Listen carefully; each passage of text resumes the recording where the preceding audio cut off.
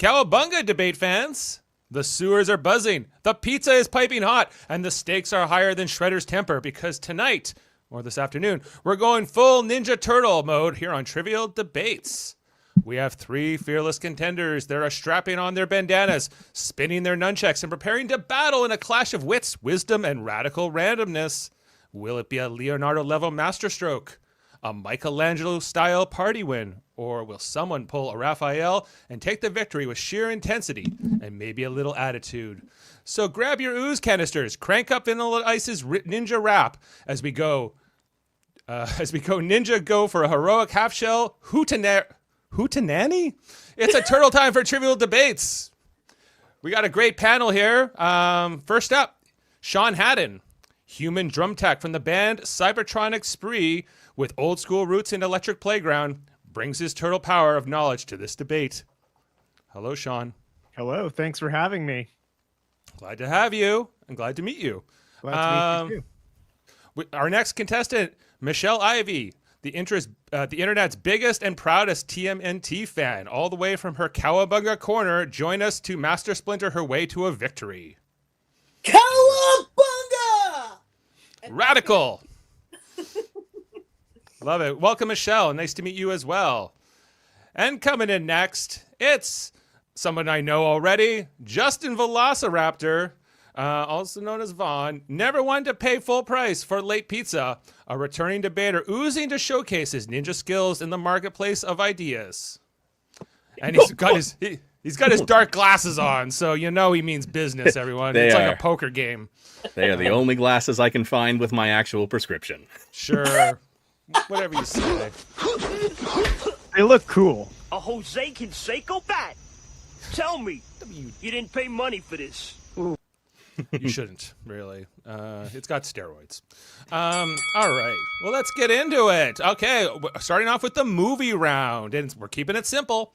What is the best TMNT film? And this is going to be a tough one. I think that, I have my personal favorites, but I'm trying to keep an open mind to all contenders here. And I believe the first up in the rotation is Justin. Aha! All right. 1 minute to you, sir. All right. So the best TMNT film is definitely, hands down, TMNT 2, Secret of the Ooze. Okay. You've got your Super Shredder. You've got your Tonka and Razar. It's the perfect balance of humor, of emotional heart, of iconic turtle-based moments. It reflects the amazingness of the 90s animated series as well. There's a lot of great slapstick gags. The creature shops are absolutely amazing from Jim Henson. It's the, like, I don't even know how I can make this argument any better. It's just the best turtle movie. It's got like everything you want from it. It hits the tone absolutely perfectly. It's got the friggin' ninja rap in it. Come on, ninja rap. None of the other movies have anything that can even hold up to TMNT 2, Secret of the Ooze. And I know this because I just finished rewatching TMNT 2, Secret of the Ooze, and it holds up over 30 years later. Great opening debate there, Justin. Loved it, and I'm excited to see Secret of the Ooze on the dais. But coming in next is Michelle from Cowabunga Corner. What's your champion? My champion will always be the first Ninja Turtle movie. So for the first Turtle movie, it is the best blend between the original comic books and the cartoon series. We have Casey Jones, Turtle Power, which is the best turtle song ever released. I'm sorry, it beats Ninja Rap in a heartbeat for me. The movie taught me to read. It taught me to defend myself. And it's a huge improvement on all the costumes, even though it was the first costumes. In Turtles 2, the heads were too big. Turtles 3, the turtles looked like frogs, and Splinter looked like a dog. There's so much things that you look at, from the designs to the plot. Turtles 1 just has it all. It's dark. It's just what Eastman and Laird really wanted. And Kevin Eastman is actually in the movie, unlike the other early films. He does make it into 2016 as well. But no, Turtles 1, hands down, it has been my favorite movie. And I saw it 30 times in the theaters. So. Wow. I can't say that for myself, although I definitely remember going to Secret of the Ooze in the theater, for sure. I was the right age for it. Okay, Sean, coming in next. What is your film that you are bringing to this panel? All right, much respect to TMNT2 and the OG film, which is actually the film I've seen the most out of any movie ever, including Star Wars, which I love. But my pick has got to be Mutant Mayhem from, I guess it was 2 years ago now. Maybe it was 1 year ago. What is time anymore? But what I really loved about this movie is it presented the Teenage Mutant Ninja Turtles in a whole new way. Something I really love about this franchise is that every time it gets rebooted or reimagined, the creators of that new reimagining bring something brand new to the series while still honoring what made the Ninja Turtles so lovable to begin with. Over here, the thing that strikes me as one of the best things about the movie is actually the soundtrack. We've got a ton of 80s and 90s classic hip hop tracks kicking things off. The Teenage Bros are actually played by teenagers, and it's super fun. Wow, I talked a lot about stuff, not about the movie. Good job, Sean. Okay, great. Now, so we're gonna go into open debate next. Here, Kevin Nash was in Secret of the Ooze. That's right, he was the super Yeah, he shredder. was. Just so you know, I have never seen your film, Sean. Okay. And the film I wish was here was the 2007 TMNT, the animated film. What was that? I worked on 2007. Oh wow! Oh, Nice. I didn't know. Nice.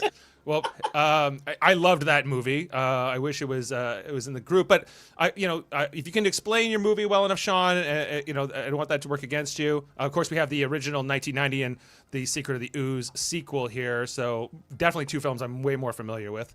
But Of course. But let's jump in and you guys can mix it up. Yeah, so just to add, in Mutant Mayhem, the enemies are actually other mutants. Shredder's not even in this one, which was a surprise to me. There's a nod to the Utroms, which are the race of brain beings that Krang happens to be from. But the main villain is a new mutant called Superfly, and he's got some classic characters such as Rocksteady, Bebop as part of his crew. Also, Baxter Stockman is in it just very briefly. But what I really love about the film is that it's just so fun and heartfelt. There's some good moments between the brothers. There's some good tension. There's also good character moments between the villains as well, which is something we don't tend to see in Teenage Mutant Ninja Turtle movies. It's usually about just the turtles.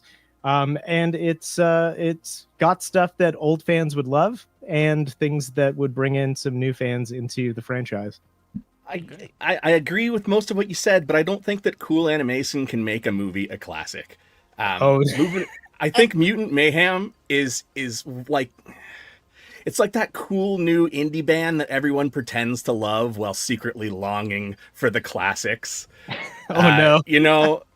Like I have to say, and it's just not great. Wow. Okay. I tried to watch it. I don't like the retcon of Kang being the aliens. I didn't like.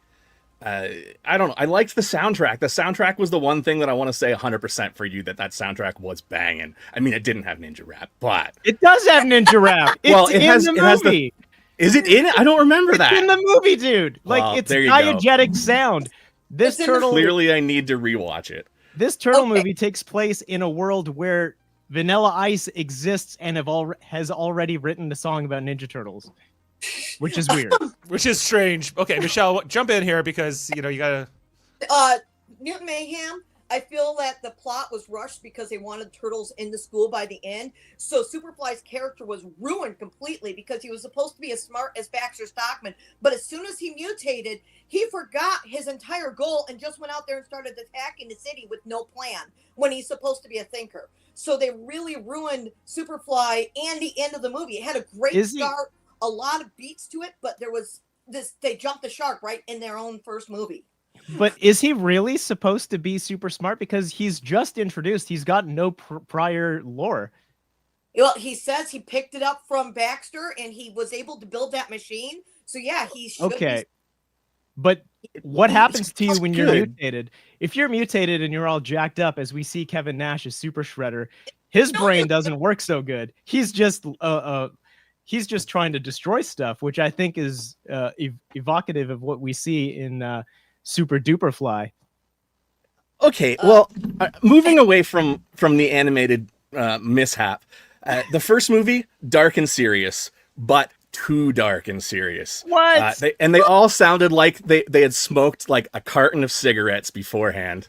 Yeah, but they lived in the sewer. They're not good air 1980s quality. New York. Yeah, I guess, but I mean, Shredder in the first movie, it's the same as in the comic. I found him very underwhelming as a first villain. No, the comic had a better origin because it showed him at 8 years old when his brother died. The movie did mess It up. fleshed it out. The movie rushed his origin, but I just don't think it has the staying power of Super Shredder, of the Ninja Rap, of Tonka and Razor. Like, Shredder's on screen for like 5 minutes, dude. 5 minutes. but it's so worth that 5 minutes. It's like the Hulk with blades attached to him. I don't know how you can even argue that either of these movies hold up to Secret of the Ooze. It's got the word secret and ooze in the title.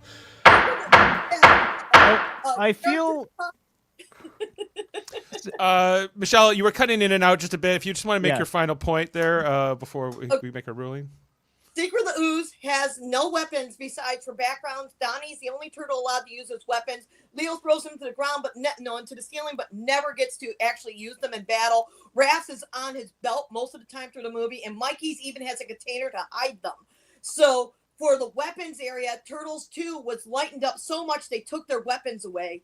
They lightened up the movie so much that they made the heads a little bit bigger so they're more cartoony.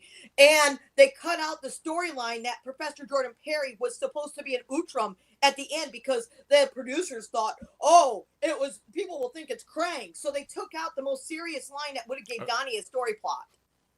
Okay, well, those are all excellent points. And they took their weapons away, Michelle, but they did give them a yo-yo, so don't forget about that. and like salami nunchucks. Yeah, And Raph definitely speared a slice of pizza on his side. yeah, sausage and Also- yo-yos. It's very weird to me to be kind of pretending to not like other Ninja Turtle movies because they're like I love all of these movies. And also, side note, watch or listen to the episode of How Did This Get Made about Teenage Mutant Ninja Turtles 2, please, after that. I will have to. Well, okay, I'm Chris. I hope this doesn't screw anything up for you here, but I feel like I'm going to give two of them points in this round because they tied actually for me, and those are Sean and Michelle. Sorry, Justin. Sean, you did a great job arguing for a film I've never seen and making a lot of points about something I didn't know anything much about. I knew that Seth Rogen was involved in this new one, and that was about it. And Michelle, excellent, of course. Arguing the classics, and your descriptions of Secret of the Ooze were well taken. So I'm giving Sean and Michelle each a point for this round. Yay! Yeah. All right. Unprecedented. Maybe. Not really. Justin, I love the It's courage. okay. It's okay that you're wrong, Dave. It's okay. I love the courage to argue Secret of the Ooze because it's as campy as it is, I still love it too. Yeah. Okay. Dandelions. All right, let's get into it. TV round coming up next. And our TV question is, what was the most outrageous aspect of the Teenage Mutant Ninja Turtles TV series, the one that ran from 1987 to 1996? Our first up this round, we have Michelle. Okay. For me, it would be Orokosaki's family and the family name being messed up. I know that there's a lot of different oddities and goofiness with the cartoon series, but it got me that he has a supervillain mother who's trying to encourage his evilness, and then a season later we meet his brother who's a police officer who doesn't mention once that his mom is super evil, but goes on and on about how evil his brother is. So we have Miyoki, who's the mother, and they say instead of Miyoki, Oroko Miyoki as it should be, they say Miyoki Saki. And same thing with the brother, Kazuo is considered Kazuo Saki instead of Oroko Kazuo. So it's kind of messed up, and I just think the family's a little messed up. I don't understand how Shredder has such a weird family, and it does not make sense, but that's part of what that series is when you got writers like that. So that for me, that's that odd thing inside that series that always kind of ate at me. Very interesting answer. I was not expecting this. Okay, great. Okay, next up, we have Sean. Sean, please make your opening statement. Oh gosh. Well, that was great. The strangest thing about this show for me, watching it as an adult now, is how obviously horny Irma is all the time. This woman is absolutely ridiculous. It's always a joy when rewatching the show and there's a scene with Irma and April and they're just talking like you do with your coworkers. You know, April's normally off trying to do some sort of shenanigans with the turtles, rescue someone, call out Shredder, call out something that's not cool. And Irma's like, find out if he's cute. Find out if he's got a date. I want to go on a date. And like, she seems to not have any standards or just loves everyone equally, which is admirable. But getting to watch the show now and just seeing how that dynamic is probably one of the more entertaining parts about getting to rewatch it for me now. Completely true. Okay, let's let's move on to Justin. Justin, what are you bringing to this? Okay, the most outrageous part of the animated series is Krang and the Technodrome. I'm going to focus mostly on Krang because, I mean, he's literally a squealing evil brain from another dimension who pilots a naked android in tights. Like, it's absolutely ridiculous. They came up with this suit for the series. I'm fairly certain that that's how that panned out, and it became just absolutely ridiculous. Sometimes the Technodrome, I mean, he's got this giant lair. It's got a giant eyeball on top. It's a rolling death tank the size of a or a skyscraper, rather. And sometimes it's rolling through the Earth core. Sometimes it's in Dimension X. Sometimes it's in the Arctic. I mean, this show doesn't really go with continuity that greatly. I mean, I watched it in syndication, and I haven't watched it all the way through in order, so there might actually be something to that. But I think with the Krang, the show is just saying, like, realism, logic, that's not really our brand. Our brand is chaos, and this squishy brain man in a meat suit is here to prove it. Right. He is here to prove it. Yeah, I was just watching old episodes today, and like there was one where they get shrunk down by like this alien device, and I don't know, it's just it was really out there. They were going for grounded realism, perhaps, in all cases. Strength. Yeah, exactly. Okay, let's hop into open debate. We got Irma's horniness versus the Technodrome and Krang versus the lack of I guess realism with Shredder's backstory and family and Japanese culture. So let's jump into it. All right. I know very little about Japanese culture or family dynamics, so I don't know exactly how outrageous that is. But I do know that they messed up those names in the show, and that's been a huge thing because of Japanese naming conventions. Yeah. So, yeah, but I mean, I wouldn't say that's the most outrageous of everything. Irma being horny, fairly outrageous. Not quite as outrageous as the squishy brain man in the robot. So, well, I think... Oh my god, that's so great. Part of this question, I need to get an Irma action figure. Part of this question is what makes it outrageous, and we have to go along with the fact that the show at a baseline is already like super outrageous. So what is just like something that doesn't fit? And to me, the reason why I chose what I chose is that this is a show for kids, and having that in it is just, you know, I think the writers just did that as kind of a joke. Maybe there was someone that they knew, maybe someone who worked on the show who's kind of like that, always wanting to go on dates and stuff. And like, I get it, I understand, but like as a child, that stuff was like way over my head. For the sisters that were into the romance area, they needed somebody who liked romance, because there'd be the brother. Now, I'm not into romance. Me and my brother both watched Turtles together through the 80s and 90s, and that never appealed to me, but I know people it appeals to, and it reminds me of. I liked it. Some of the humor in the series that was geared more towards the parents than it was to the kids, and I think that Irma was definitely one of those aspects, where Yeah. that was more for your mom or your dad who was watching it with you, or your babysitter, whatever, than it was for the kid who was like, oh my God, Cowabunga pizza. But I am going to bring up that so many shows back then, and even today, villains have like huge layers that are supposed to be impressive. So the Technodrome never came to me as outrageous because it just seemed par to selling a toy line.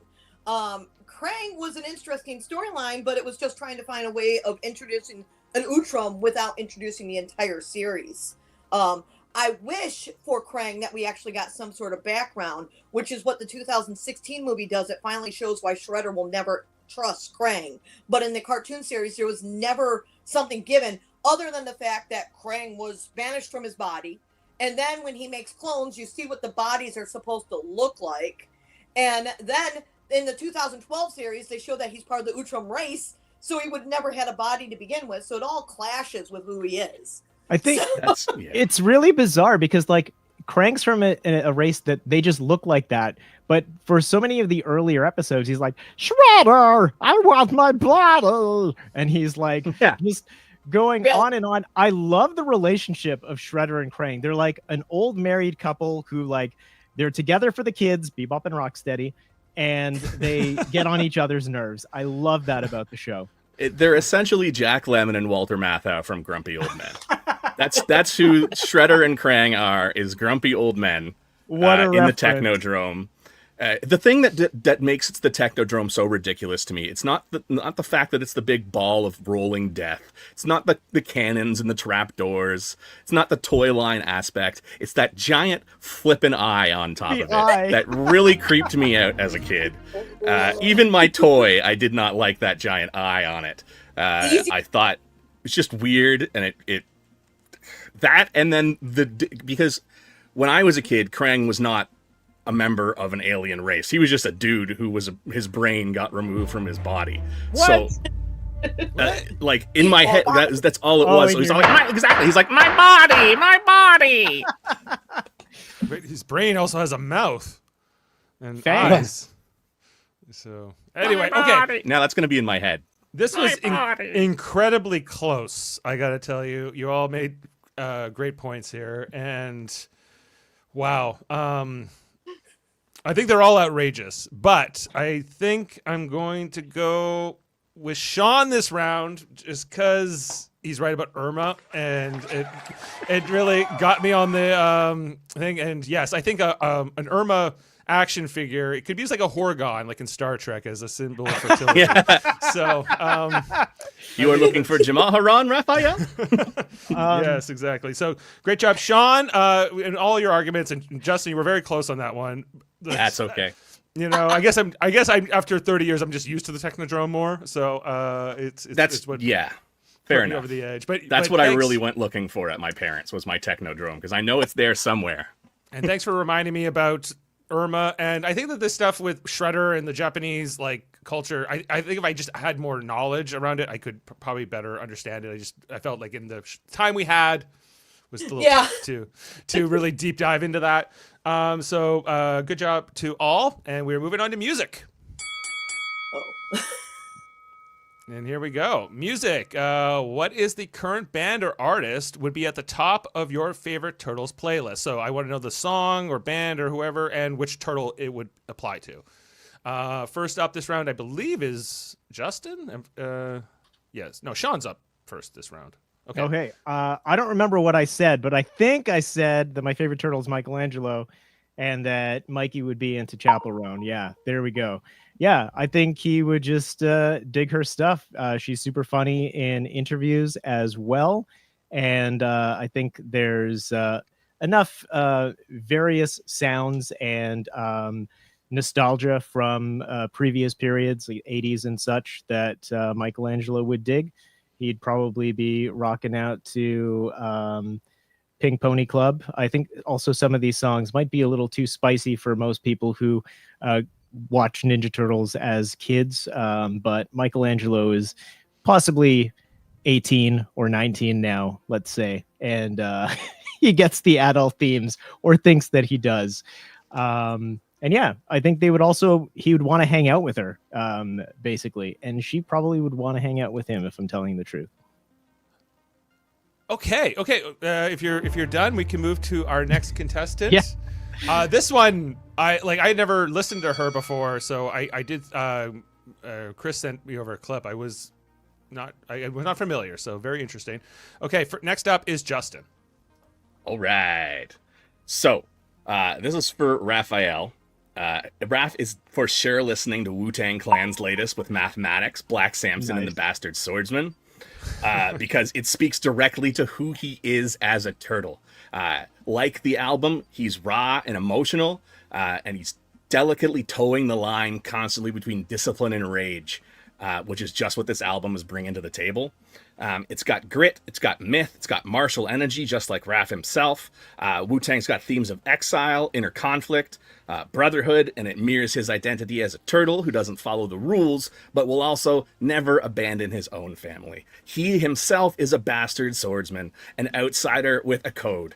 Raph would want to find the hardest, smartest, and most emotionally authentic album he could get his hands on, and Wu-Tang and Mathematics are the only artists that I can see hitting his philosophical and emotional frequency, and that's why he knows that much like the Teenage Mutant Ninja Turtles, the Wu-Tang Clan ain't nothing to fuck with. All right. Okay, Michelle, you are up. Okay, for me, I went with the Turtles, Flo and Eddie, Happy Together, which is actually referenced in Ninja Turtles Coming Out of Their Shells tour when Shredder's introducing his D-harmonic convergence controller. He's, Flo and Eddie, I hate these turtles as much as I hate the Ninja Turtles. My D-harmonic convergence controller, I can't see me loving nobody but you. We're happy together. One more time, I hate music!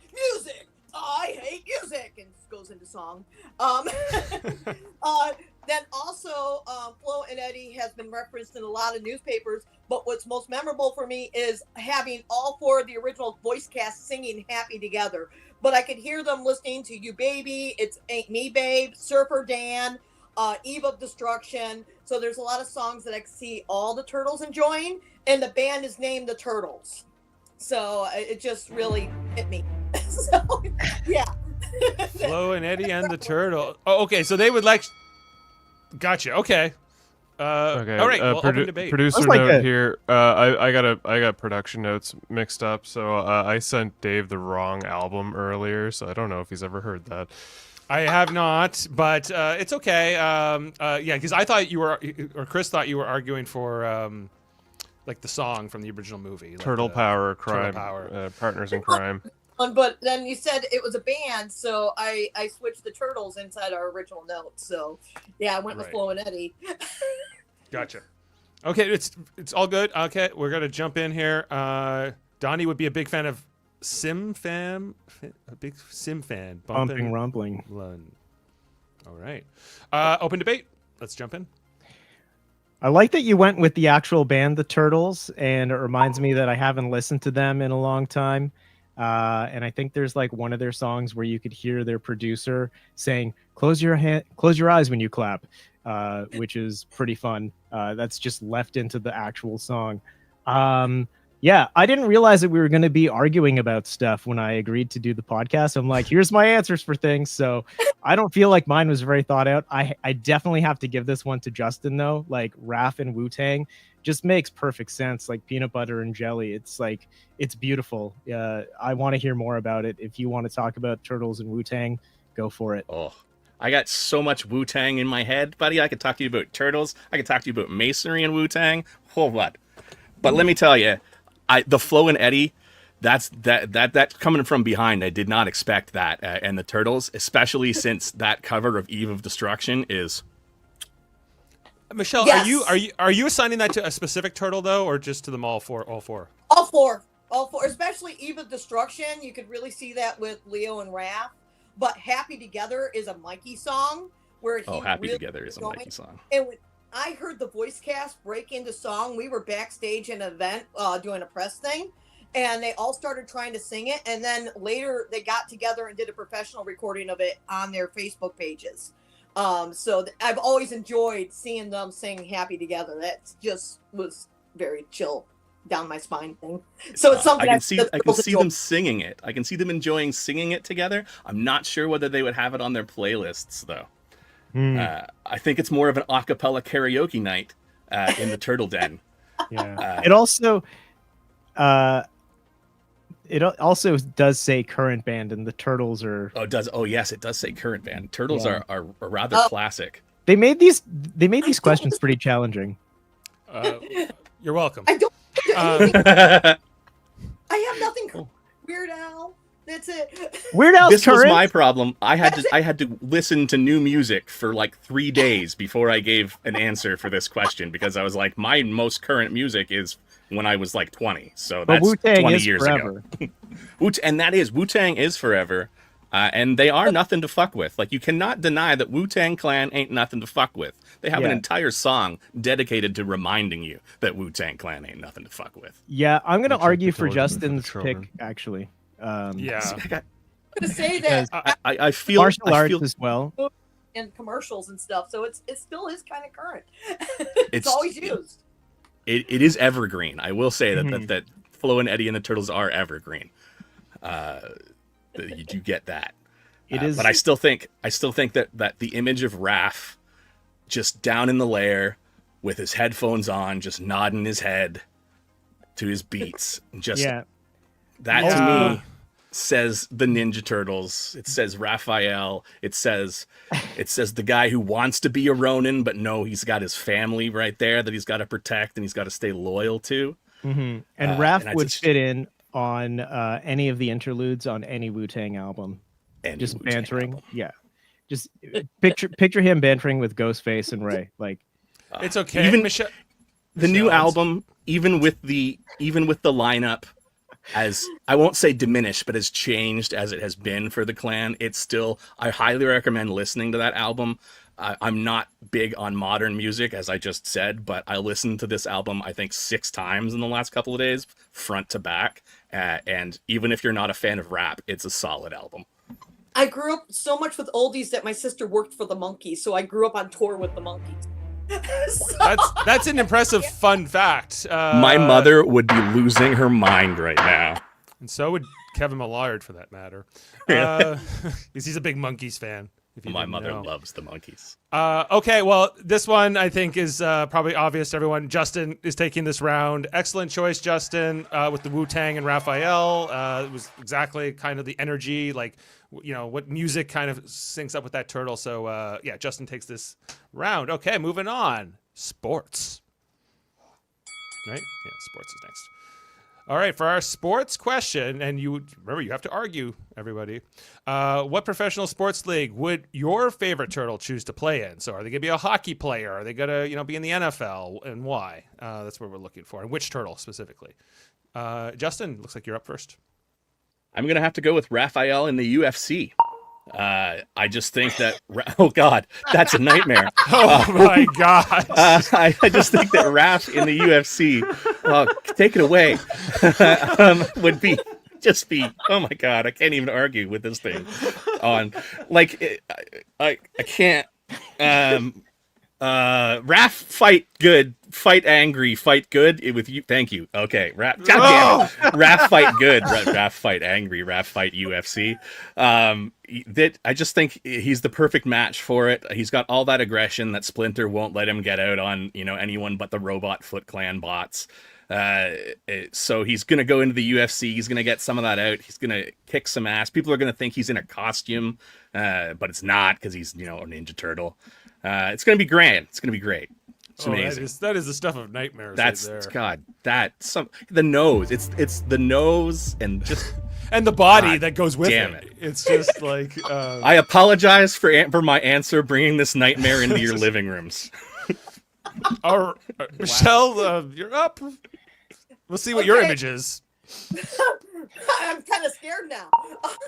I picked hockey because the Ninja Turtles hang out with Casey. Oh, That's good, better. yay. We got our hockey table, which I do have here, our air hockey. Ninja Turtles have been known to actually play in hockey games in the 4Kids series. Hockey's mentioned throughout Turtle Street because Casey Jones is trying to teach it. It's one of Casey's main weapons, so there's a lot of mention of hockey. As a Detroiter, I grew up with the Red Wings. Rob Paulson, who plays Raph, is a huge Red Wings fan. So when he comes out here, he actually plays professional hockey. So we actually have a turtle who plays hockey that's actually in the sport. So it kind of matches into that as well. And hockey is just about in every version of Ninja Turtles in one way or another. So that's why I go with hockey. I'm that's about. Do you have a it. specific turtle? A specific turtle that's playing? I'm gonna go with Mikey. Well, even though Mikey. it's Raph, it's a professional. Yeah. Okay, great. That was a lot of fun. Thanks for Sean. You are closing us out here. All right. Well, I really wanted to go with Raph, but I was under the impression I couldn't pick the same favorite turtle as someone else. So I did go with Mikey, who I also love just as much. You can't pick a fave between the two. And Mikey would be really into pickleball. First of all, all right, that's a lovely image. Thank you for whoever put that And together. he's a pickle You're turtle welcome. for some reason. He would have originally gotten into it because he'd be like, I love pickles on pizza. I want to play this game. And then he would show up. There'd be a bunch of dudes in their 40s. And they'd just be like, some of them getting a little bit too competitive. But you know, when Mikey hits the pickleball court, he does not take any prisoners. He takes it maybe a little bit too seriously, but he's still having a good time. And people are scared when they're up against him because, one, they want to like him because he's got this fun personality and he's like, oh, yeah, we're going to have a good time, dude. But he just utterly crushes everybody because he's fast.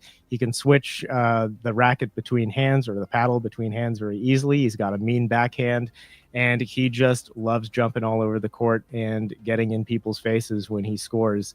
And also, again, he probably wears some sort of pickle outfit while he does it. Not something I originally thought of, but yeah, I love the Hey, visual. Raph, look at me. I'm Pickle Mike. Yeah, he's like, I need a pickle costume to play, and I'm going to use a very large ball and paddle for some reason. Okay, well, all good. Okay, pickleball versus hockey versus UFC. Let's go. I did have a Ninja Turtles action figure when I was a kid that was definitely the Turtles in hockey gear. Yeah. Hockey So in the sport. canonically, okay, hockey. Yeah. And I mean, forget I about am the, Canadian, so I do approve of hockey being a choice. I think these are both great answers. I can totally see Mikey loving pickleball, especially him putting on, because him not understanding what it was to begin with. So he just puts on the pickle costume, and then he still kicks ass at it because he's Michelangelo. I'm sorry, I just Rick. Okay, there. Right? But and then the Turtles playing hockey, that's just classic. It is. I don't know how I can argue against either. I can argue that I think that the UFC for Raph, I think just personality-wise, is a great match for him. Yeah. Turtles, we've actually seen in Archie comics, the Turtles did do wrestling in it, but they weren't a fan. They were kidnapped and thrown into it. They're forced. Do you have the set somewhere behind you? Huh? Do you have the stump wrestling? I have them that direction. Oh, okay. But yeah, there is the wrestling toys as well. Mikey's got a wrestling outfit. So there is some wrestling history. But if you look at the actor history with Ninja Turtles, when there's a wrestler involved with Ninja Turtles, they're always one of the villains. John Cena. It's true. Villain in Rise. And then, of course, Kevin Nash, Super Shredder. The wrestlers are always bad guys in the show. They're not the ones that the Turtles tied up with when Casey Jones, hockey player, is their friend. Fun fact, Kevin Nash is the only person involved in a Ninja Turtles movies that I've actually met. Well, That's if you're a wrestling fun. fan, probably nice to you. I do like not the a wrestling idea- fan and didn't know who he was. You met him and you didn't know who he was? Well, I knew he was Super Shredder. You knew him as Super Shredder first. Yeah. Not as Diesel. Did you have That's wild. My cousin brought me to, I can't remember what it was. It was some little convention in Northern Ontario. Amazing. Yeah, this was Okay. a long time ago. Raph being into UFC totally makes a lot of sense. We often see Raph go off on his own little adventures to blow off steam. Usually, his brother and Splinter, or his brothers rather, and Splinter are unaware. So I do like the visual of Raph, secretly being this really great professional wrestler. Also, I think there was a subplot in a Steven Universe episode where Steven goes off and becomes a wrestler because he wants to blow off some steam. So maybe some kindred spirits there between them. Raph would have a hard time not going too far, though, if they actually piss him off in the ring. That's that. I did consider that. Is that would he injure somebody seriously doing it? But I mean, people have died in UFC matches, so there is a precedent for this. But do you want that? Do you want to be that guy? Or do you want that weight on your shell? Really, Right. Yeah. I honestly, Dave, this is going to be a tough one for you, I think, because these are all great answers. I mean, personally, as much as I love my own answer, seeing Mikey play pickleball in a pickle outfit might be one of my life goals now.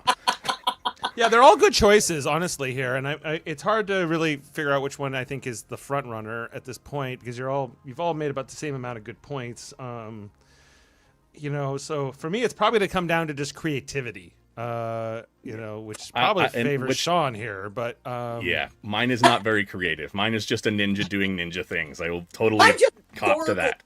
The turtles. Yeah, and Michelle, you've made all these great points about hockey, which I think was probably the most obvious choice. I think the Casey Jones connection is a good one, and the influence that would have. But this pickleball one, I don't know. It's very interesting.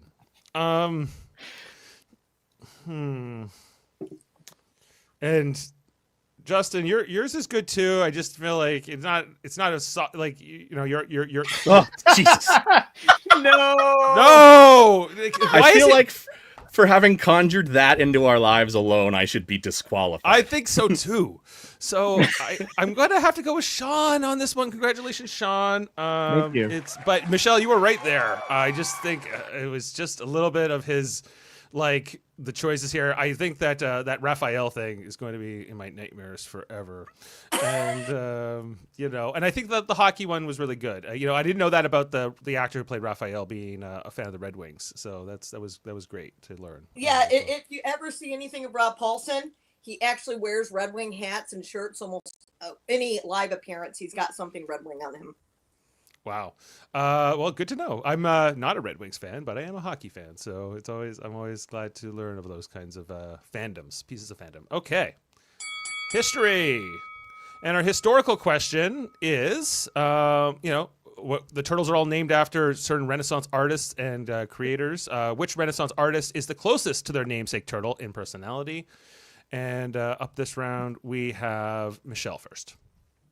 So I went with Leonardo for which turtle, and that mainly goes back to his childhood because he kind of grows into a Donatello when he gets older, but he is raised by a single parent. He has the father situation, so he grows up with his dad and not a mother in the picture, and then is able to become a master of the arts that he chooses. And I mean, an amazing master going out there and doing his paintings and creating inventions. If you look up all the stuff that he actually creates, he's really intelligent. And Leonardo is really intelligent.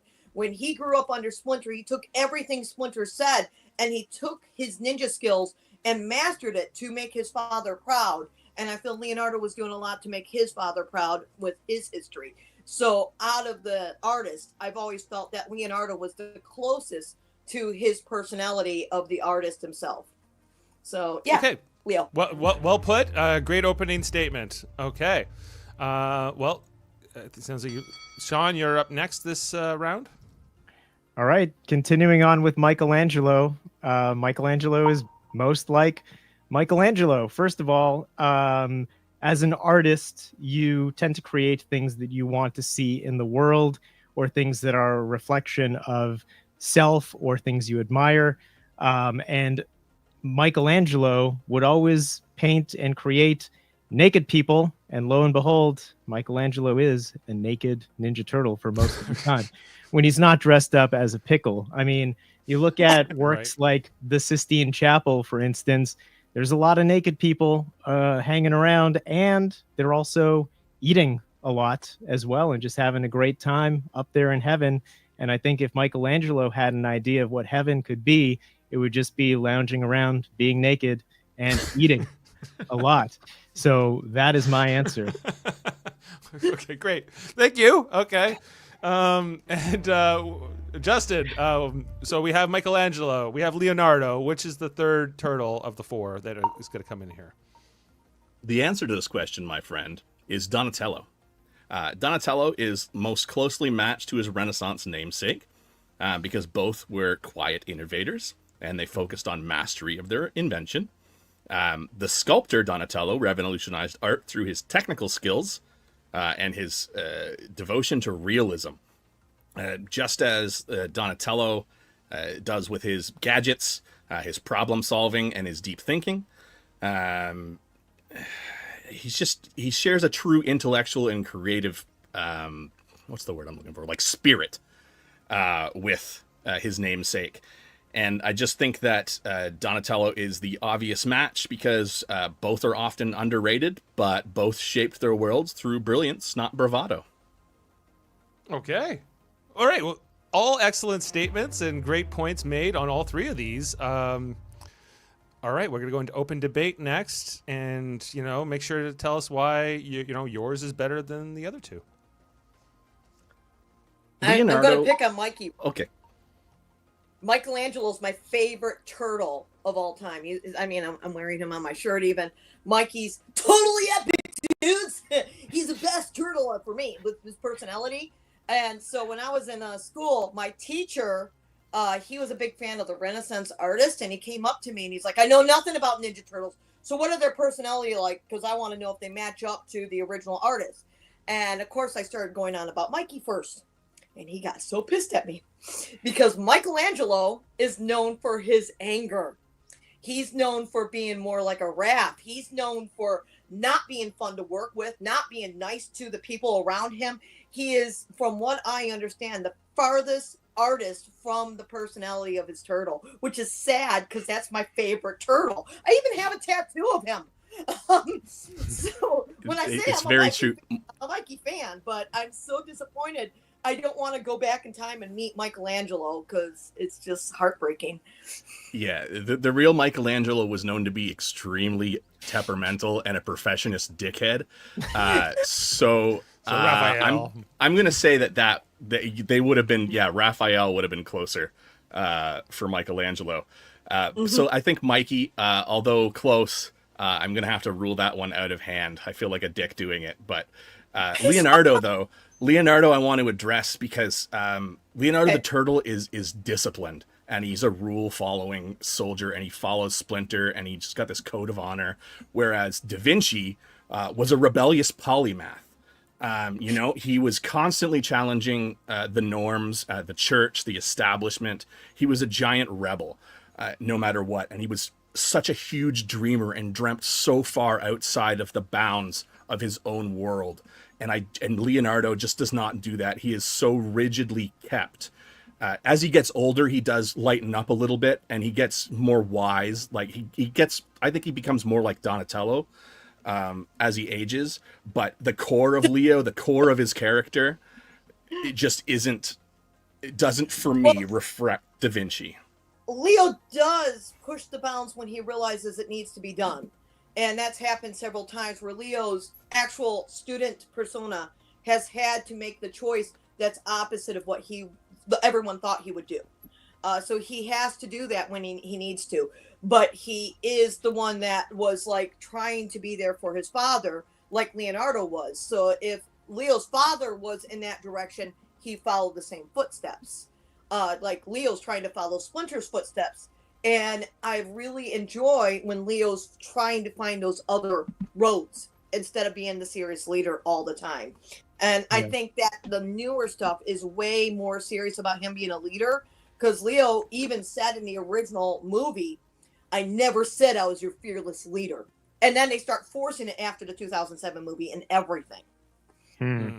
This is a challenging question because the namesakes to me, like, they're not like the artists at all, in my opinion. So I chose to say that Mikey is like the works of Michelangelo, or he would dig them the most. When I think of Leonardo the artist, though, I feel like he's more like Donatello, because he was always inventing things and like coming up with things that did not exist, that people would not even be able to comprehend for years beyond his passing. But when I was studying up on Donatello before I knew Donnie was already taken, I found out that Donnie's also known for his temper. That is And also, I didn't mention that, but that is true. He did have a bit of a streak. Leo Artists. was not mentioned for temper. Okay, all great points. This was really between Michelle and Justin for the most part, although great points there, Sean, as well, especially like none of these turtles really are like their namesake, so the whole thing is kind of moot. But we have to pick a winner here. And this one, just by a hair, goes to Michelle. So congratulations, Michelle. Well done. Yay, pizza! Yes. All right. And so we are going into the last of our final main rounds here, the wild card round. So Sean is pretty much guaranteed himself a spot in the speed round. Michelle, you're ahead of Justin right now. So Justin needs this to force a tie to between you two. If you win this outright, Michelle, then you would go to the finals. And Sean, if you win, you just have more points going in, and Michelle would follow. So let's head in. Wild card question. Ding, ding, ding. How does this work? So the wild card is just, it doesn't have as much of a theme like history, right? So, all right. So who is the best TMNT supporting character? Whether they be a hero, an anti-hero, a villain. So not one of the main turtles, not Splinter, somebody sort of adjacent, And I always have to check my cheat sheet, but looks like Sean's up next. All right. I believe I went with Casey Jones for this one. Okay.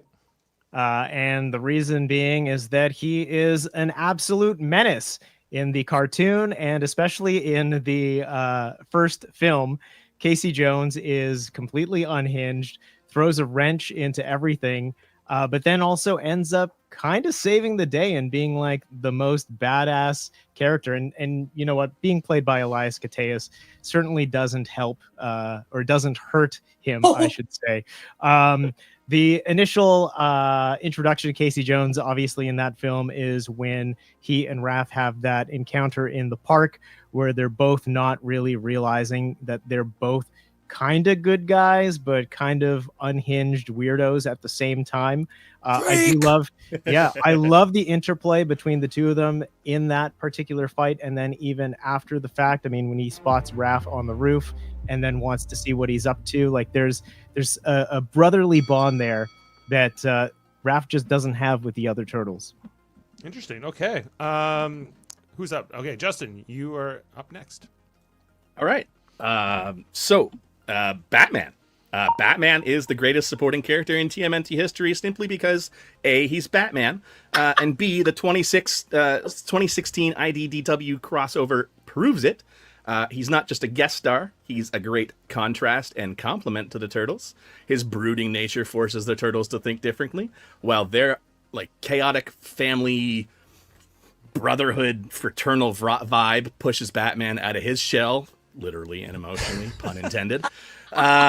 They share roots with martial arts, the shadows, the moral codes. But when they meet, it's not just a team up; it's growth on both sides, and they complement one another. Where Casey Jones he's fun, but he's a chaotic wild card, and he doesn't really elevate or challenge the Turtles that much. He's there, he helps, he's cool, he's supposed to be the Punisher, but he's not Batman. I'm sorry. And Batman would kick Casey Jones's ass. And I don't know what Michelle's going to say, but Batman would kick their ass too. Just the brazen thing to bring Batman into this is just incredible. Okay, Michelle. I didn't even know that was pretty much a Godwin. Wow. Yeah. I went with Leatherhead. So Okay. for Ninja Turtle, he plays a villain and one of the Turtles' allies. in the original cartoon series, he was a villain. And a lot of times when they first meet him, they end up fighting him. And inside the series, he stayed the villain. I actually love when he teams up with the Rat King. That is some of my favorite with Leatherhead. But Leatherhead in the other series is intelligent. He grew up with the Utrums, and he's got this completely different aura to him. And he's like family, especially to Michelangelo in the 2012 series. The 2003 series, he's one of the victims of Bishop. He's got such a deep storyline, and the Turtles are always there for his side. And he's not as obvious a pick as Casey Jones would be. A lot of people would lean on Casey, but I've always loved the interaction between Leatherhead and the Turtles, be him evil or good. Him as a mighty Munimal is one of my favorite story arcs for him in the Archie comics. It's very growth. He starts off as the bad guy, and he grows into a hero. Okay, I didn't even know that. Okay, so we are going into open debate now. We have Casey Jones versus Leatherhead versus Batman. So here we go. Well, we know Batman can defeat Killer Croc. So Leatherhead should not. Can we see the picture of Leatherhead again? Can someone pull that up? Is he wearing wading pants? Like what's going on? He's wearing gaiters. He's wearing gaiters. He's a gator in gaiters. I love it. But also he is aquatic. So what the heck? He speaks with a Cajun accent, I believe, too. Sewer, he needed those pants because the sewers was gross.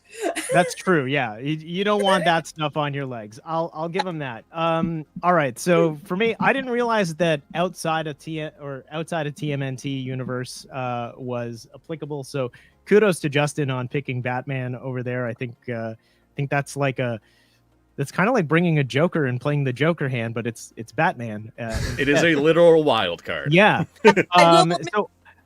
Batman versus TMNT is the best movie since the original 1990 movies. It's a super fun film. I want to say that right after Shredder beat Batman that bad, he shouldn't have been able to beat the Turtles in the alleyway near the Batmobile and then fail against Leo during sparring. So all right, but it was. I will admit there was some stretches of the imagination for the comic was better than the movie. Stretches of the imagination, right? Because Ninja Turtles aren't, requiring any sort of suspension of disbelief. My body. What are they for? I simply love Casey Jones.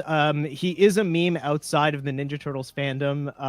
You see that picture of him dressed in a suit but still wearing the hockey mask and with his bag of weapons. It's like, I'll never forget the time Casey Jones applied for a real job and got it. Sorry, Michelle, what was that? That's from the episode Octopus Inc. He only got it because it was Shredder's business and Leo sent him in undercover. Yeah, it's still a meme, though. It's like, that's basically how I look at most of my job interviews. you wear the hockey mask. I just show up in the hockey mask and like, hey, how's it going? What's the benefits like? Casey Jones is he is unhinged. I love the IDW series that was written by Tom Waltz and also that Kevin Eastman was involved in. Yeah. They gave him an excellent backstory. You get to understand who he is based on his family dynamics. That's probably my favorite incarnation of Casey Jones, but just something about Elias Koteas in that first movie, just playing it so seriously, like he is an adult who acts like a vigilante child who then turns around and ends up saving the day and actually having his own little character arc and hero growth within that film. Wow, look at that. You just have everything within arm's reach, don't you? Yeah, that's awesome. Like that in my head, that is like when someone says Casey Jones, I see him from the first movie. Also, gray sweatpants ahead of the fashion there. Irma would totally want to go on a date with that Casey Jones. Oh, I think Irma might Why isn't Irma in this debate? Come on. So. Yeah, we're shipping. Down when they want to date her. You guys join me later for a slash fic. We'll get something written up. Oh God. Batman. Batman. I think he's gonna beat Killer Croc, so he's gonna be able to beat Leatherhead if he needs to. Unless it's intelligent Leatherhead, then he's gonna get some good gumbo. And No, that's Leatherhead. He's the only one with that accent. But I really love that Leatherhead has his other challenges, and he is a lot stronger than really given credit for. He does the alligator roll and everything, but some of the stuff he goes through is mental torture, and the torture. Okay. This is a tough one. Justin, I don't think you did enough with Batman to get there for me. It's incredibly. You just have to say Batman, Dave. What more do you need? It's like saying Hitler in an argument about World War II. It's just an automatic. The conversation's over. I'm a fan too. I guess I haven't read or seen enough of the Batman TMNT crossovers to be convinced. You know the Batman. You know the Ninja Turtles. What more convincing, Dave? It's compelling. We're not friends anymore. To call them him the best side character or not, like sort of supporting character. Introducing him elevates everybody else to the point where they need to become Batman. And it's incredibly creative, and you got a whole bunch of creative points, but I just don't know if there's enough substance there. So for me, it's really coming down to Casey Jones and Leather. I want to keep calling him Leatherface. It's Leatherhead. Leatherhead. Yeah. Leatherhead. Horror movie. I know. It's been a long time since I thought about Leatherhead. So I just obviously Casey Jones more iconic, I think, in the lore. And so Justin, do you have a take on this? I'm asking your opinion here. My take is I'm going to say Casey Jones is mine, only because it was my original answer, and then World Mind told me I had to change it. Okay. You know what? So I'm gonna give them. I'm doing it again. I'm giving Sean and Michelle a point here, going into speed round for both great choices, both good arguments, and about an equal amount of points made here. I think Casey Jones is my preference, but I don't feel like I don't feel like this Leatherhead one should be thrown out. So they're both getting points, and that helps make it a little closer, I think, going into this speed round. Justin, excellent job. You represented couldn't well. have lost to better people. I think my wax on, waxed off, and here we are. Right. So Ninja vanish. Ninja vanish. See you later, Justin. Justin will be with us to help. I may call upon him for an opinion or help decide. But now it's all coming down to Sean and Michelle as we head into our speed round. Woo. And so you'll each think of a speed. Now it's much faster here. I think 30 seconds. There you go. So you each get like 30 seconds and then a quick rebuttal, basically. So usually it's a binary choice, like it's an A or B. So whoever says it first will get that option. You have to argue the other one. You can choose to concede it, but if you don't really want to argue something, but if you need the points, you go for it here. So and wait until Dave reads the question before you pick your answer. Okay. Yeah. Let me finish it before you yell it out. Okay. So here we go. Starting off with movies. Are you doing an overlay, Chris? Okay, here we go. What holds up better for the Turtles in live action? Is it the practical, Jim Henson type effects, or is it CGI? Practical. Sean beat you there, Michelle. So you get the CGI. No! I concede! Practical holds up better. I'm going to just possibly address an argument Michelle might have. The scary face in Donatello's mouth. With that one exception, practical effects in Teenage Mutant Ninja Turtles holds up way, way better. These characters are actually there in the scene. And we all know that suffering makes for good art. And the performers in those suits were suffering the entire time. This is why C-3PO is so great in Star Wars. It's the suffering. I think Justin spit out his water when he said that. Okay, go over to Michelle. CGI sucks. CGI is horrible. CGI is awful. Oh no, the Jim Henson's Creature Shop, the animatronics, the beauty of it. Michelin Sisty as Michelangelo with Mac Wilson working the face is just art. Now, if you watch Turtles 3, they're a little choppy because they have different animatronics. But if you go after the first Turtle movie, I own 2 animatronic heads sitting right next to me in my room. So from the third Turtle movie, I'm completely with the practical, and I swore I said it faster. Well, it could be the internet delays. Perhaps we're all in Canada. You're in the United States. There might be a tariff on the time. Oh no! But yeah, this obviously goes to Sean as you followed up his arguments with a lot of other great arguments. So when Sean, Arrow releases that 4K Blu-ray of TMNT, I am not gonna keep my eyes open for that scene where Donatello laughs. Like, I cannot handle that shit. It is. I remember the first time I saw the YouTube video that showed that, and it was like the first time someone told me that the Swedish Chef has human hands. Oh my god, that was like. There are other areas, like the turtles are not wearing legs in the sewer at the beginning. So when you watch them jump up, you can see the white on Leonardo's legs from below the knee down, because that's what he's not wearing legs. And if you look at the shadows on the wall, their legs get thinner because it's human legs underneath the turtle knee. Oh my god, that's great. There's also areas where you can see the white underneath the elbows. There's another area where you can see Donatello's face during a fight scene. So there are a lot of bloopers in both Turtles 1 and Turtles 2 I can sit down and point out. Nice. Wow. But she's still, and after all that, she's still better than CGI. Still better than the CGI. CGI. Do not take over the. I want Henson to do the next Turtle movie. The last Ronin better be Henson, please. I hope that comes true too. All right, we got to keep going. We got to keep moving here. Okay, TV speed round question. Here it is. Who was funnier, Bebop or Rocksteady? Bebop. All right, you get Rocksteady, Sean. So Michelle, you'll argue first here. Your time starts now. Okay, Bebop had a pet turtle named Slash with his little binky. He was so precious to his little binky with the pet turtle named Slash. He always had his different little nuances of just kind of going, oh, look at me doing this and that. And I had to play against him in birthday parties. We had Bebop crashing the birthday parties back in the 90s. Bebop is definitely an absolute favorite character of mine because he is a lot more rounded than just being a goon. Okay, all right. Some good points there for Bebop. What about Rocksteady?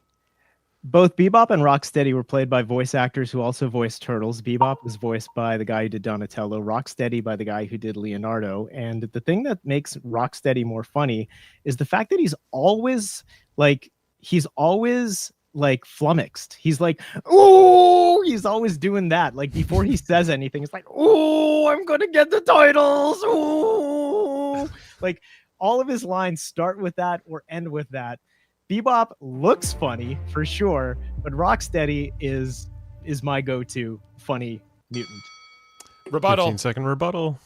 Come on, did Rocksteady have anything outside of being the villain like a pet? I don't know enough about Rocksteady to be able to answer that question. Maybe he's got some off-screen stuff happening. I don't know. Rocksteady got after Bebop. You got a pet turtle? The boss is going to kill you. Your rebuttal, Sean. I can't really rebut that. I mean, I love both of them, but I just think Rocksteady is sillier overall. Okay, good points. Michelle, you get this one. Good job. Okay, but great on both sides. That voice too. Ooh, what's going on? Loved it. Okay. Okay. Happy. We are now at a score of 5-4 for Sean. All right, music. What's better, Vanilla's his Ninja Rap or Partner in Crime's Turtle Power? Turtle Power. Turtle Power. Michelle Turtle got Power. there. Yeah. Michelle all right, go for it. You got Ninja Rap. Turtle get down, slam and jam it. No, that's going Ninja Rap. Sorry, but no. Turtle Power actually has their story. If you go and see Partners in Crime live, he sings the actual song with only one change. Instead of Raph being the leader of the group, he makes Raph the bad boy of the group from with the nuclear goop. Pieces of food that's sure to please these ninjas are into pepperoni and cheese. He actually sings it. You go to see Vanilla Ice, he doesn't sing Ninja Rap. You never hear him say, have you ever seen a turtle get down, slam and jam it to new swing sound? You hear Partners in Crime actually still sing it to this day. Sean? That's a baffling I think the That- difference here is Partners in Crime only ever did Turtle Power. Like they didn't do anything before that. They've done very little after that. I love them. I love them. Vanilla Ice had one of the best selling rap albums of all time, if not the best, for several years. Vanilla Ice was threatened by Suge Knight. But Ninja Rap was written on the spot. He just saw them and he was like, I'm going to sing a rap right now. I'm going to make it up. And so he did. So there you go. Partners in Crime had a studio. They had time. What? Partners in Crime had less than a weekend and only a script. They did not have time to do this. That's why they got Raph wrong. Partners in Crime did not have time. They had 1 weekend, just the script, and they had just that to go off of, and they wrote that song without a studio or anything. This was Richard writing the song. Sean? I've done something. I've done something wrong in my life because I have to defend Vanilla Ice. Probably the first, hopefully the last time I ever will have to. But he slays it at the dance club by the dock, just coming up with that song on the spot, and I got to give it to him for that. Great. This is so much fun for me. I'm giving this one to Michelle as well. She was reciting lyrics and she had so Well much going done. on. Well done. And I hang All right. out with Richard. I know his story personally. He's rad. I hurt myself saying stuff against Partners in Crime. I hope you Yes. understand this. It like hurts my soul. You were a good sport there, Sean. We appreciate that. All right. Moving on to sports. Which turtle had the coolest sewer sports all-star figure? Donatello. Okay, and do you have one you want to argue for here? I don't know what these figures look like, so we don't have a visual, do we? To go in here. We don't. It's just all the turtles were in sports figures. Um, We'll who's the football guy? Who's the football guy? Was that Mikey? No, that I was think that might have Leo. been Raph. Leo? Mikey. I'll go with. TMNT sewer sports. Hold on, we have to get this. Leo is All right. football. Leo's hockey. Raph is soccer. Raph was soccer. Donatello appears to be a basketball player. Mikey is a skateboarder, and All right, I'll go with Mikey. okay, The Mikey. skateboarders not from that line. The skateboarders, there's two different skateboarding Mikeys, and they're not from the sport lines. Problems you have when there's This been a billion figures. This was the one that Chris wanted to bring into the debate. So, All right. just for the record. Wrestling is Mikey's main sport one that I remember. I think he had one other one, but I'm not recalling off the top of my head.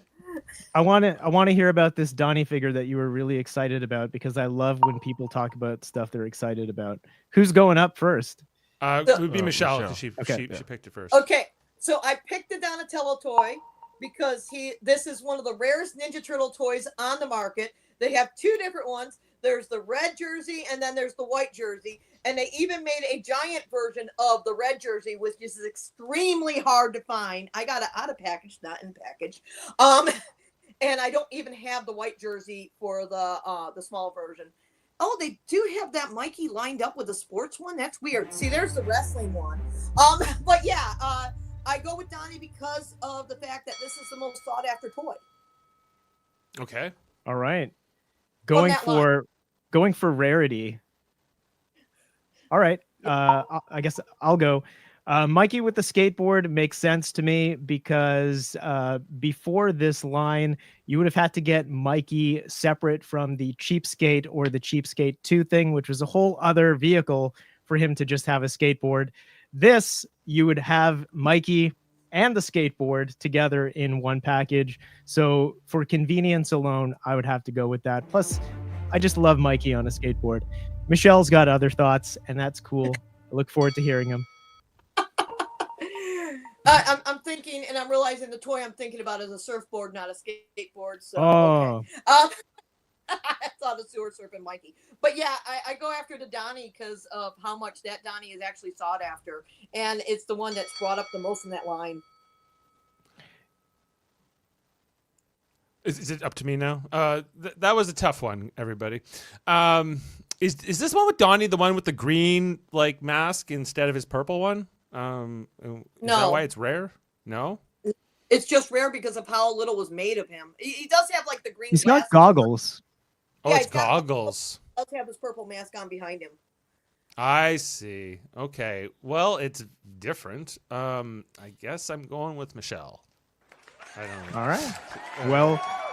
Well argued. Also, would Donnie have game like as a b-baller, do you think? Yeah, I actually think so. I think he has a lot more activity to him than people give credit because he's known for the lab area. But just because of that, don't discount his ninja abilities at throwing a ball. If he can throw a ninja star and hit a target, he can throw a ball into a basket. I don't think he's got a lot of vertical, but I can see him throwing three-pointers Three-pointers. really well. Yeah. Right from the line. Just Yeah. Well, like the turtles are short, but they're also ninja, so they could jump. So it's true. it's a You could, balance. like jump in a flip and a dunk. That'd be pretty neat.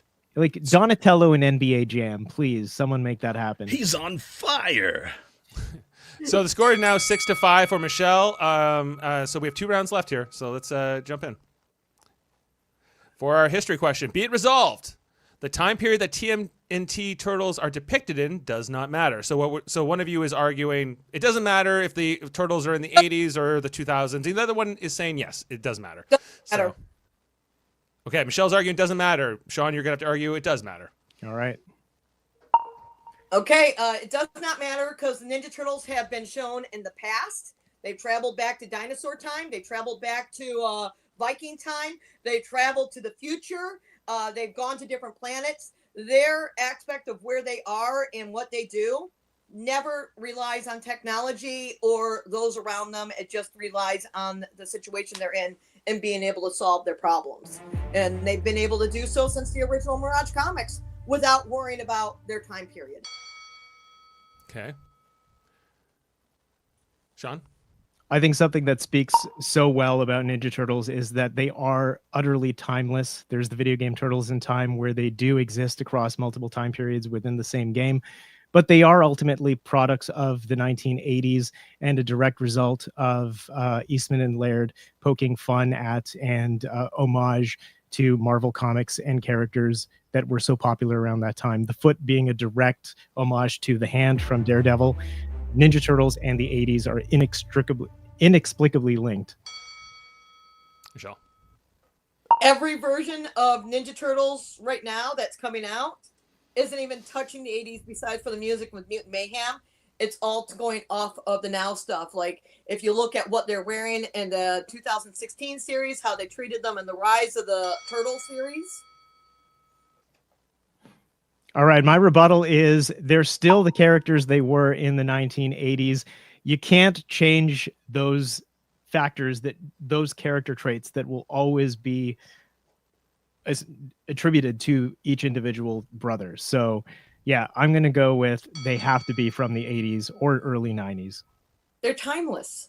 You even said it. They are timeless. They can exist in any time, but they're definitely from the late 80s, early 90s. Did you listen to Mutant Mayhem's the way they talk? That was not 80 talk.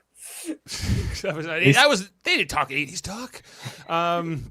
But in terms of what I was looking for in this particular debate, Sean hit the notes, so Sean gets this point. So we are tied up.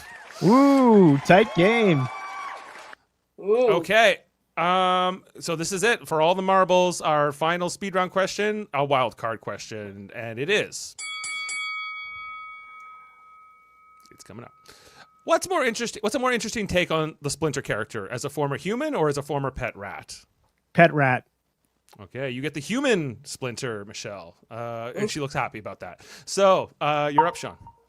So as a human, it makes sense that, yeah, he would have been a ninja. He studied and now he's a rat and he's got to deal with it. When he's a rat first, he's just a rat and he's watching a human do stuff, and then he's got to deal with the fact that he's a completely other thing. Yes, he's still a rat, but now he's got human attributes and he's got to learn to deal with the world of humans instead of a human who's now just kind of rat-ish. Okay. Michelle? Oh, I'm going to go with the fact that David Wise, the writer of the original cartoon series who decided to make Hamato Yoshi into Splinter, is actually a fan of the original Mirage comics. but he was always having a hard time going into that universe and thought with the idea of a ninja rat being a master in the martial arts and being able to teach the turtles to be able to defeat someone like Orokosaki. So he decided to make that change in the fact that a pet rat would not be able to train the turtles to be complete masters.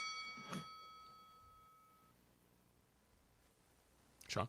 Something I think Mutant Mayhem does extremely well is showing the distrust that Splinter has of the world of humans, because he was always a rat and always an outsider. So he's trying to do his best to be a protective father to these Ninja Turtles who are also not humans, despite how much they want to be. Something, every version I've seen of Ninja Turtles that have done well with Splinter being a human first is showing the difficulties that he had from being a human, the betrayal from Orokosaki. Like if you watch Tales of Yokai, the 2012 series, and see what he actually went through and the character growth that he brought to the Turtles because of his life experience. That was great. The key answer is past trauma, apparently. Make Splinter. What's the better past trauma? And you both made excellent points. Justin, were you swayed one way or the other? You know what? They both made great. At first, I came into that question with the bias that I enjoyed him being a rat from the beginning, but I totally forgot that I have actually seen that arc. That's one of the only things I've seen from that series. And it was a really, really powerful story. So I am conflicted. As am I. What about World Mind? Do you have anything you'd like to chop in there? Does the stash have anything to say? Well, I gotta say, this is honestly one of the tightest games ever. And I'm just here for eye candy. That's Well, Are you Irma? I'm the Irma of this I situation. want to get a date. Okay. Yeah, I think Michelle kind of eked it out in that one, but I agree. It seems like I just wanted to make sure I had the right take. Sean, you had the lead coming in, but Michelle brought it here in the speed round, and she takes the game. Congratulations, you take this Excellent. round. Well done, Michelle. Well done. I could not be happier. Well for you. played. There's one other version. He was a human in the past and then reincarnated as a rat and then mutated. There you go. Best of both worlds, if you will. I did not know that. Well, congratulations to our winner of this episode, Michelle. Ivy, excellent job. Is this your first time on Trivial Debates? I believe it was. Yes. Right? Well, congratulations. Great job. Of course, you know your stuff about turtles. It really showed in this podcast. You're one of the biggest fans I've ever met, certainly. But everyone here brought it today. Clearly, we all love Teenage Mutant Ninja Turtles. Fandom is all about the passion. It doesn't matter who you know, what you've done, or who you've met. It's all about how you care here, so we're all equal. Well said. I like that. Great. Well, we all salute you, and great job to Sean and Justin as well, who really brought amazing arguments. You guys did a lot to support each other's arguments in this podcast. You're like, I really like what Sean picked. I like what Justin picked, and I was like, well, you're just giving points to your competitors here, everybody. But it's all good. So. You have to admit when something's true, and I mean Irma's little love thing. Well, Yeah. there's different strategies to this game. Sometimes, if you're a Jody, you never admit what's true, just to ensure that. So. Well, this was an excellent game. Thank you, everybody for taking the time out of your day to join us and talk turtles. This was one of the best episodes that have been produced so far. As is customary, Michelle, thank you for winning this game and putting on an excellent show. Where can the people find you and your endeavors? I'm on Instagram most of the time on Cowabunga Corner, like the name on here says, but one word. And I am trying to get my YouTube channel back up and going as well. So I should be back on YouTube hopefully soon, because I like talking turtles. As do I. Yes, as do we. And Sean, thank you again for taking the time to bring the turtle hurt. It was a very close game. Where can the people find you and your endeavors?